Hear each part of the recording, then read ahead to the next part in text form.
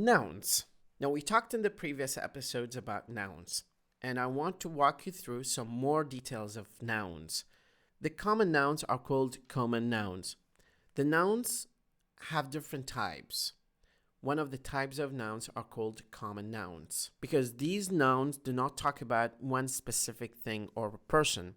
You can use the noun tree, for example, about any tree, and the noun brother about any brother. Let's have these examples here. This is my brother. She's my teacher. He's a singer. I'm the champion. There are also nouns for things that are not real, like they are mental or mental state nouns, as we call them. And these nouns are part of our imagination. Let's have a look here. He's a wizard. Here is a dragon. The other type of nouns is called proper nouns. Proper nouns. What is a proper noun? A proper noun is the name of an actual person or place. A proper noun is always beginning with a capital letter. Always begins with a capital letter.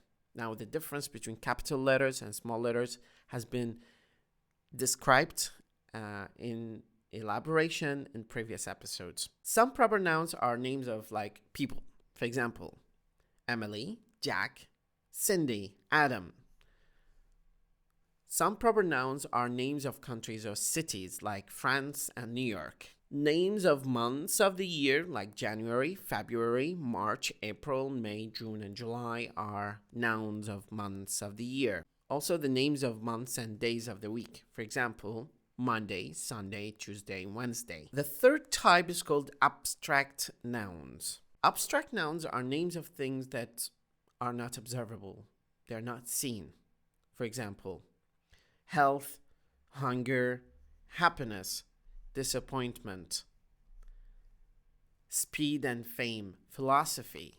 These are nouns that are not seen, so we call them abstract nouns. Are we clear so far? When we talk about nouns, there's singular nouns and plural nouns. مفرد وجمع. For example, a truck, 2 trucks. A dog, dogs. A balloon, lots of balloons. A bird, many birds. Now you notice that I have added certain words before these nouns in plural, but we'll elaborate on that more. However, English is very flexible, and to some extent, English does not have dual, مثنى, so it has either singular or plural. Nouns that have a singular and plural are called countable nouns. This means we can count them. Some nouns don't have a plural. These are called uncountable nouns. For example, 1 pencil, 2 pencils, 3 pencils. 1 cherry for you and 2 cherries for me. However, there are certain nouns that are uncountable. For example, some furniture, some milk. We just simply can't count that, so we call it uncountable. Money, lots of money. We don't say monies. Information, we don't say informations. However, we can say that in Arabic language, and lots of people get it confused with the word معلومات in Arabic language, and they just pluralize it in English, thinking that it can be pluralized in English, and it's not. Some loud music. We do not say musics. We do have compound nouns in English, اسماء مركبة, and we have collective nouns. So we have compound nouns and collective nouns. Let's have a look here. But since we're talking about this from very beginners and starters point of view, I am not going to tsunami you with so many examples. We just need to focus on the general meaning of the compound and collective nouns. So we sometimes put words together to make new nouns. These nouns are called compound nouns because we're just making new noun out of a noun.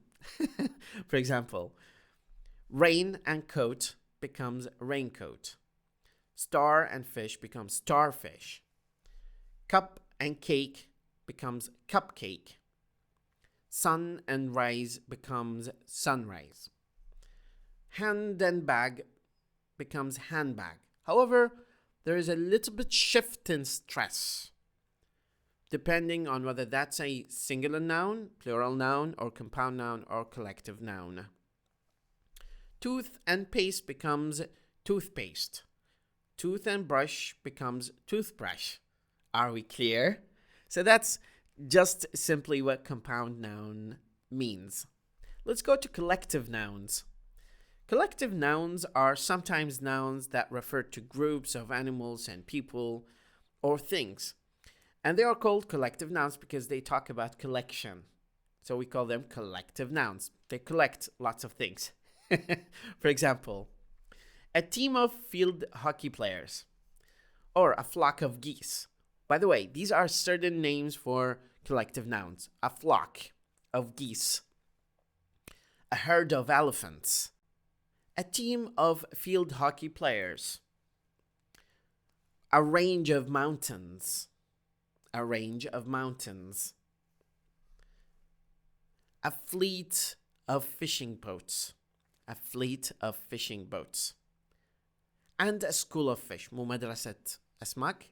A school of fish. A school of fish. مو مدرسة أسماك لكن سموها a school of fish اللي تسبح together. تسبح together. Swim together. Okay? That was in a nutshell a very basic introduction to some basic elements of English grammar. We're starting with nouns and we'll elaborate on verbs and adjectives and prepositions and conjunctions, pronouns, in more full details later on, inshallah. I hope you have a wonderful morning or afternoon or evening and looking forward to see you in another episode. ربي يحفظكم. مدرب اللغة وليد خالد.